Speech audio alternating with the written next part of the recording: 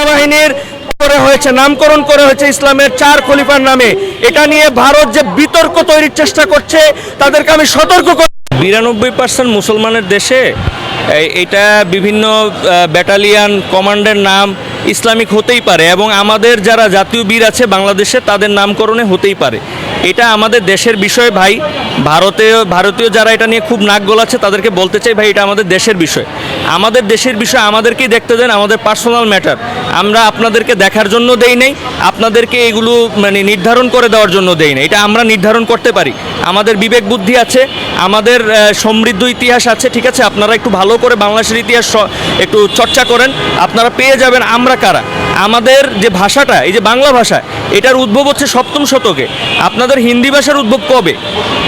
অতএব আপনারা আপনাদের জায়গায় থাকুন, আমাদেরকে নিয়ে আপনাদেরকে বেশি দুশ্চিন্তা করতে হবে না, আমাদেরকে আমরা দেখব।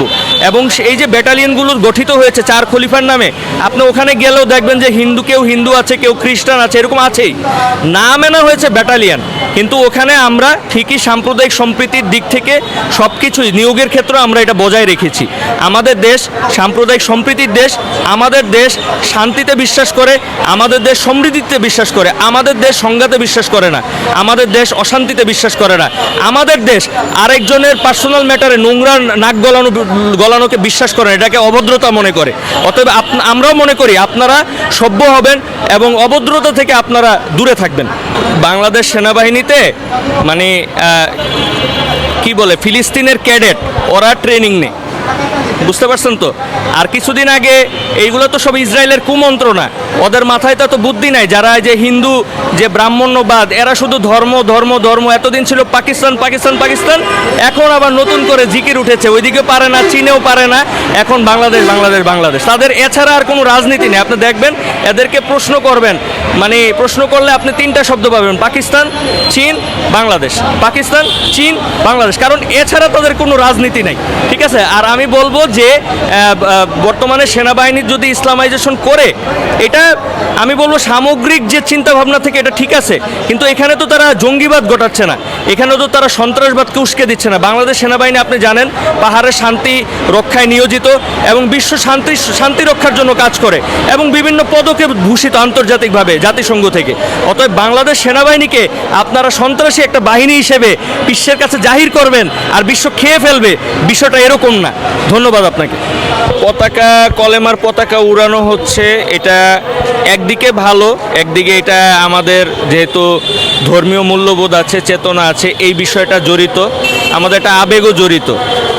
আর এই পতাকাটা তখনই উড়ানো হচ্ছে যখন ভারতে নিযুক্ত ইসরায়েলের রাষ্ট্রদূত একটা বক্তব্য দিয়েছে। আপনারা জানেন যে বাংলাদেশে হামাস আছে।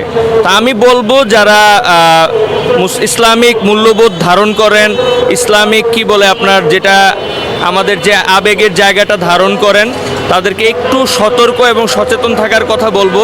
তারা যেন তাদের টোপে পা না দেন, তারা যেন ইসলামিক মূল্যবোধ নিয়েই থাকেন।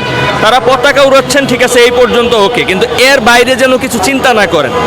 আর হচ্ছে কখনোই হিন্দুদের যে চক্রান্ত, ভারতের মৌলবাদী জঙ্গি হিন্দুদের যে চক্রান্ত, বিজেপি আরএসএস, বিজেপির নেতৃত্বে আরএসএস এবং বজরং দলের, সেই টোপে আমাদেরকে পা দিলে চলবে না।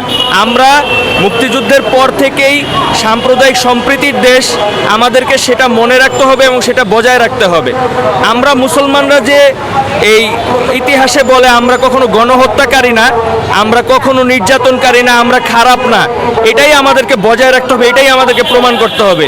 এটাই আমাদের ধর্মের শিক্ষা, এটাই আমাদের সৃষ্টিকর্তা মহান আল্লাহ পাকের শিক্ষা। আর আমি বলবো যে হিন্দুরা মন্দিরে ভগবানকে খুঁজুক, অন্তরে সত্যিকারের ভগবানকে ধারণ করুক। যেভাবে আমরা মসজিদে গিয়ে আল্লাহকে তালাশ করি আর আল্লাহকে আমরা খুঁজি নামাজের মাধ্যমে এবং কোরআন তিলাওয়াতের মাধ্যমে, সেভাবে তারা মন্দিরে খুঁজুক। তারা এই প্রকাশের নামে বিশাল মূর্তি নির্মাণ করে তারা যেটা উস্কানিমূলক যে একটা কাজ, এই কাজগুলো থেকে তারা যেন বিরত থাকে, এসব বক্তব্যদান থেকে যেন বিরত থাকে। কারণ বাংলাদেশ আর সেই বাংলাদেশ নেই, সেই তাবেদার বাংলাদেশ নেই।